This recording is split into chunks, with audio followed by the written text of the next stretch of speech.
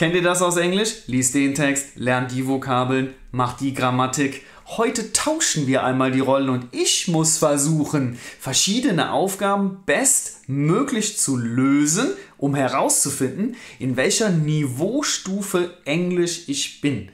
Und da gibt es 3 Stück, A, B und die bestmögliche Niveaustufe ist C. Tja, was meint ihr? In welcher Stufe lande ich? Das Testergebnis gehen wir auf jeden Fall am Ende gemeinsam durch und ich würde sagen, macht doch mit! Jetzt das Video pausieren, Zettel und Stift holen und ich würde sagen, los geht's!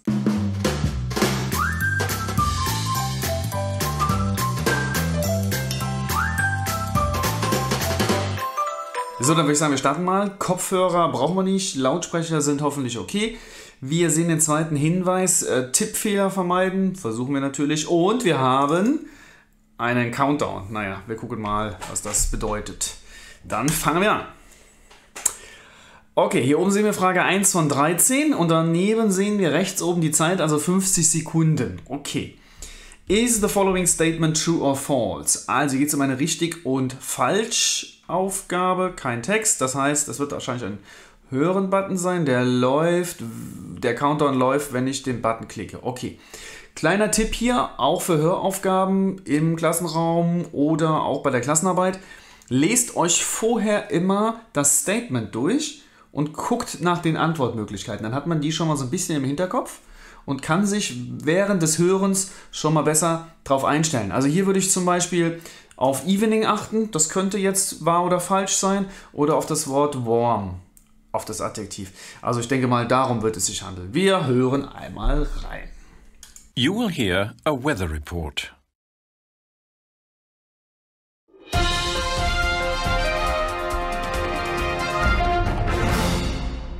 Weather today will be bright and fresh with light winds from the east. The evening will be cooler and windier. Tomorrow will be much the same as today, but there may be some rain. Na gut, das ist ja so eine kleine Warming-up, das ist natürlich false, denn the evening will be cooler.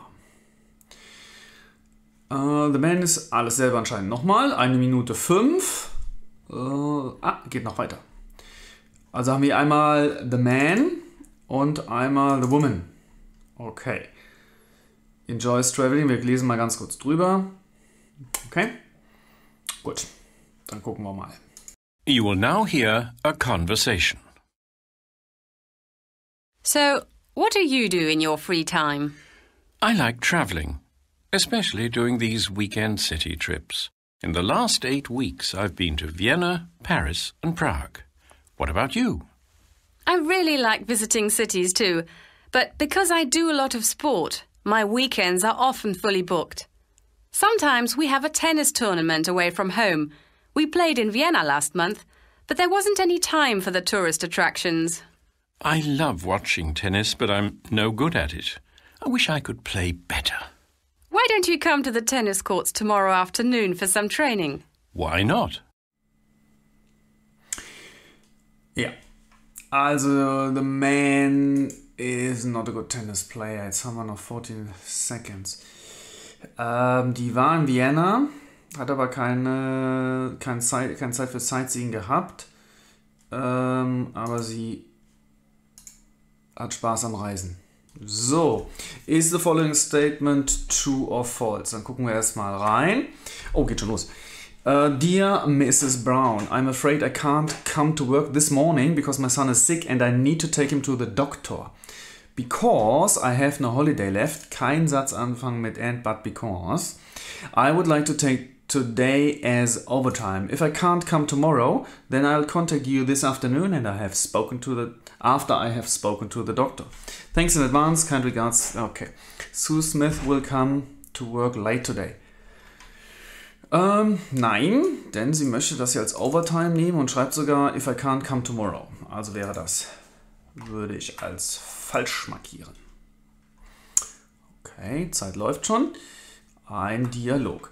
Mary, can you go to the shops for me? I want to a cake, bake oder make and I don't have enough sugar. Wenn man noch Ingredients, Zutaten kauft, müsste es make heißen. Ach so, okay. make. Bake a cake gibt es auch, aber dann geht der Kuchen, ist der schon im Ofen. Sure, how many eggs do you want? Ja, eggs ist ja ein countable noun, deshalb mit dem S hinten dran, deshalb many. Let me see, I only have 3, so please get me a box. Here's some money. I buy myself some sweets. Eigentlich keins von denen. Es wird wohl can sein. Can ist allerdings, drückt Ability aus, Fähigkeit. Das bedeutet, also kann sie vom Körperlichen zum Beispiel her Sweets kaufen gehen. Das heißt, kann sie gehen? Ja klar kann sie wohl gehen. Sie kann wohl auch bezahlen, ja, Armstrecken Geld geben. Was hier eigentlich gefragt werden sollte, ist, darf sie? Und dieses dürfen ist to be allowed to. Also eigentlich müsste hier stehen, am I allowed to buy myself some sweets? Wenn es ganz grammatikalisch richtig nimmt. Okay. You hear the following information on the radio. Choose the right answer. The women's race is at 2 o'clock, 2:30, 2:15. Sonst noch was darunter? Nee. Gut. You hear the following information on the radio. What's happening at the Olympics today? The day kicks off with some important races. Starting at 2 p.m., we have the 100 meters men's final, followed by the women's semi-final at 2:15. The next event will be the women's long jump, starting at 2:30, followed by the men's high jump at 3 o'clock. Dann wären wir bei 2:15, da haben wir nämlich das Race. Long Jump ist der Weitsprung. Das ist ja kein Rennen. Puh. Oh, Zeit läuft schon. Which advert matches which situation? Gott, das ist ein Tongue-Twister. One advert does not match any. You read the following adwords. Open day and fade. Green will school starting at 12. Arts and crafts for sale. Raffle with great prices. Cakes and snacks. Activities and games. Fun for all the family. All money raised goes to the school library fund. Okay. City break. 2 nights in London plus weekend travel card for just €150. Snap a picture of Big Ben or Buckingham Palace. Ride on a double-decker. Take the tube or go on a river trip. It's your choice. Spend a weekend shopping. Experience London's nightlife. Optional. Okay. Art from the river. Spend quality time visiting the art galleries. Starting at the modern and ending at Kew Gardens. 7-hour package costs €40 and includes boat trip and entrance tickets to all galleries. Children welcome kids. Museum material available. Oh je. It's a beautiful day and you want to take the kids out. Sogar 2. It's a beautiful day and you want to take the kids out for an afternoon. Da war nichts, hier war Fun for all the family. Würde ich sagen, dann ist das hier. You are interested in an organized cultural tour. Art könnte Culture sein, aber hier haben wir 2 nights, Buckingham Palace, Big Ben, Double-Decker Tube, Shopping, Experience London's Nightlife. Herr, mache, Kew Gardens, Galleries, Children welcome. City Break nehmen wir. Hier bin ich mir in der Tat nicht ganz sicher. Is the following statement true or false? Choose the right answer. Eine Sache nur, okay. Auch hier wieder immer bei sowas vorher lesen. The man thinks train and bus services should be improved. So, Problem vielleicht, man weiß jetzt nicht, was improved heißt. Ist nicht schlimm, erschließt sich oft aus dem Satzzusammenhang. Wir schauen mal rein, ob man es auch lösen kann. Ohne improved. You hear a conversation. What do you think? Is driving a car a good thing or a bad thing? I think it's bad for the environment when there are too many cars polluting our cities. Okay, but what's the solution? Should we all stop driving? Well, if we had better public transport, we could leave our cars at home. Ja, hier haben wir den Public Transport, also den öffentlichen Nahverkehr. Deshalb denkt er natürlich, wenn Train- und Bus-Services natürlich verbessert werden, ja, deshalb würde ich hier auf True gehen. You hear a conversation. Which statement is correct? Haben wir eine oder eine? Gut. Hören wir mal rein. You hear a conversation.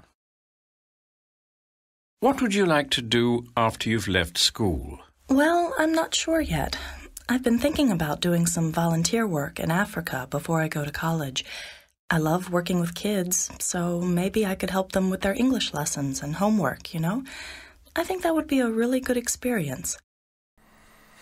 Wow. Afrika war da, aber ich glaube, sie möchte nicht im Holiday gehen, sie möchte unterrichten. Schnell nochmal reinhören. You hear a conversation. What would you like to do after you've left school? Well, I'm not sure yet. I've been thinking about doing some volunteer work in Africa before I go to college. I love working with kids, so maybe I could help them with their English lessons and homework, you know? I think that would be a really good experience. Ja, sie möchte unterrichten. Also ich würde sagen, spend time with children. Auch nicht ganz sicher. Oh, Zeit läuft schon. You read this in a magazine, fill in the gaps to complete the words, try to avoid typing errors, spelling mistakes, Rechtschreibfehler. Vermeiden. Have you heard of the world's first ice hotel in Sweden? Everything is made out of snow and ja gut, blocks of ice and is keine Ahnung. Auch hier erstmal weitermachen, keine Ahnung. French. In 1990, a French artist ice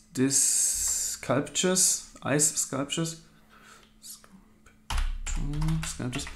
in a large. The numbers of visitors, erstmal hier, exceeded.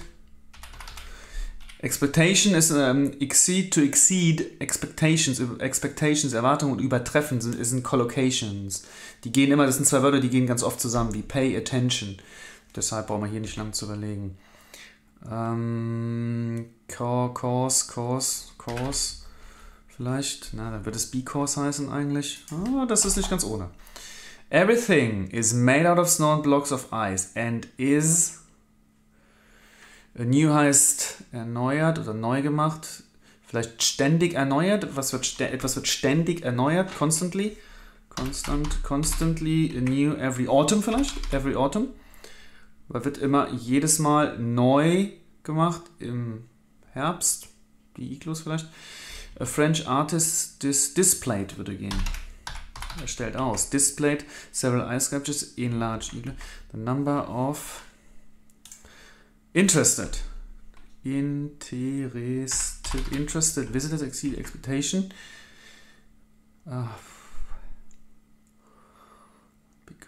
Causing, glaube ich, geht. Causing a lack of rooms. Verursacht also, dass man weniger Räume zur Verfügung hat im Gebiet.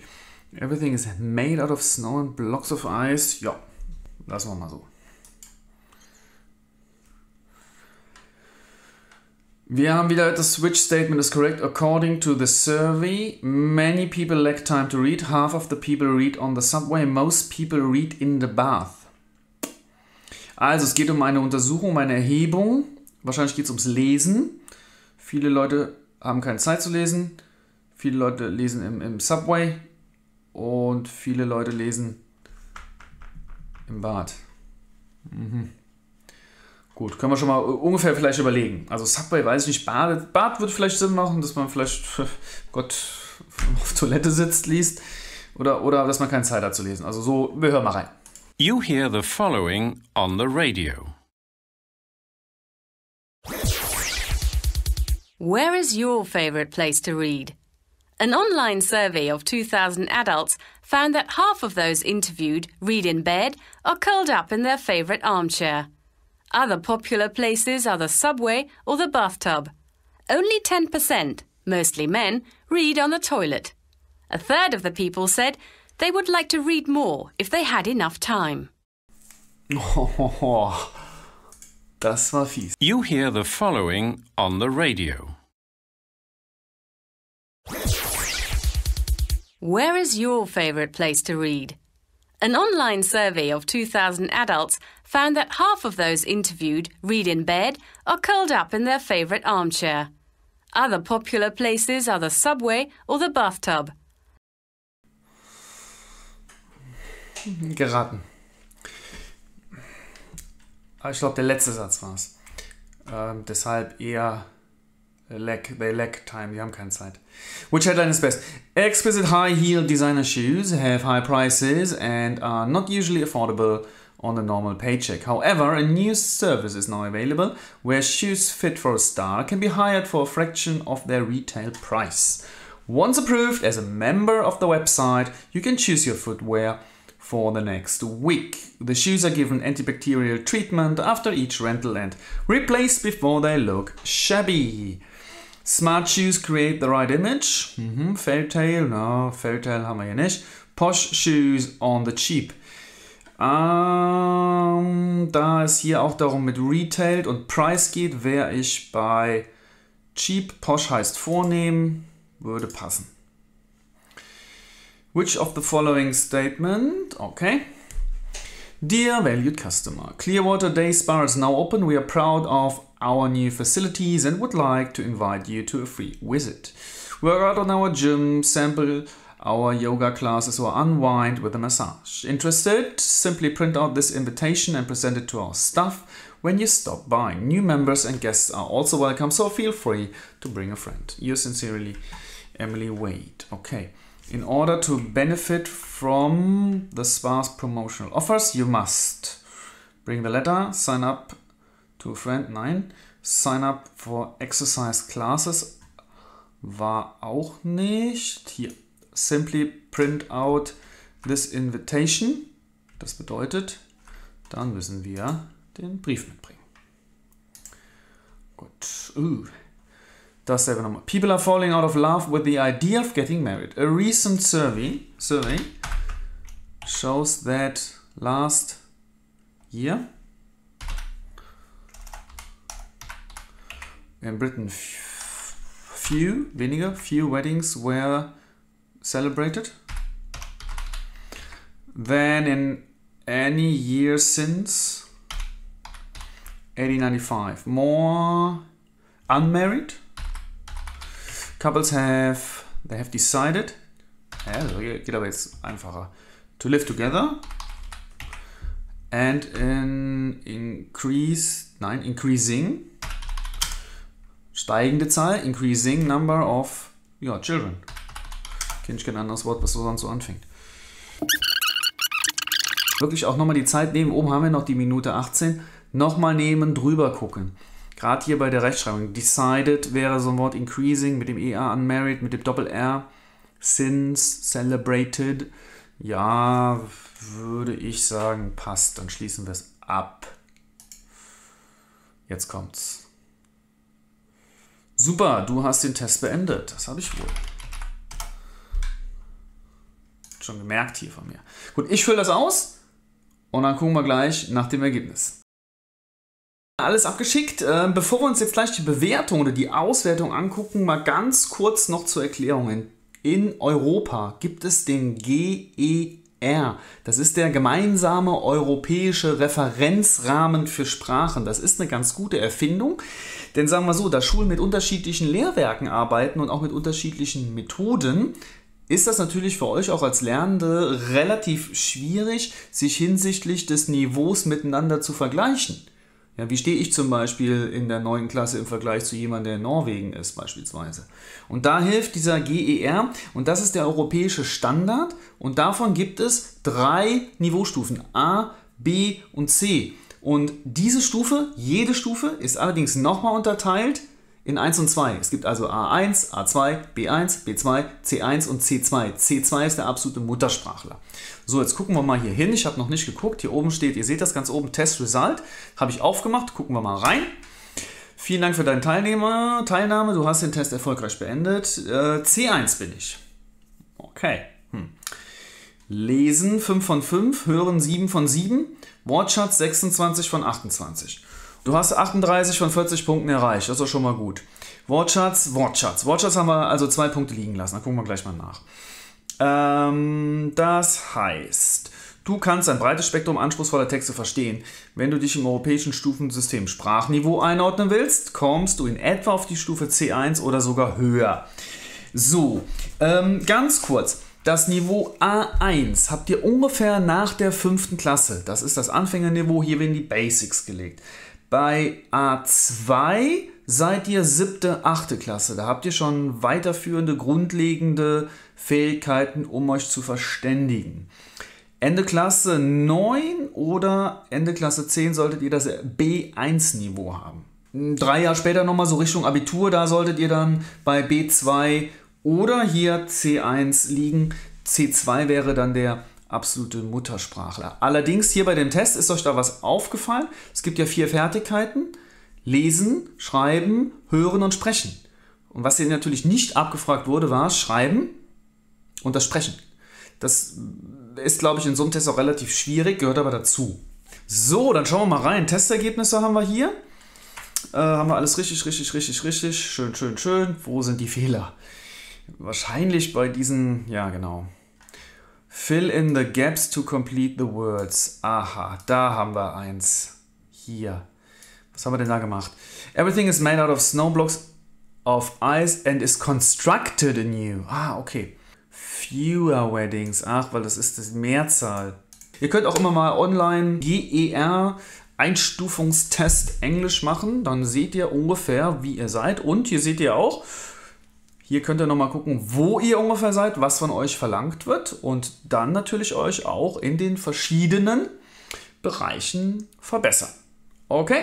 In dem Sinne, ich hoffe, das hat euch Spaß gemacht. Bis zum nächsten Mal. Bleibt fleißig. Euer Herr Wilke.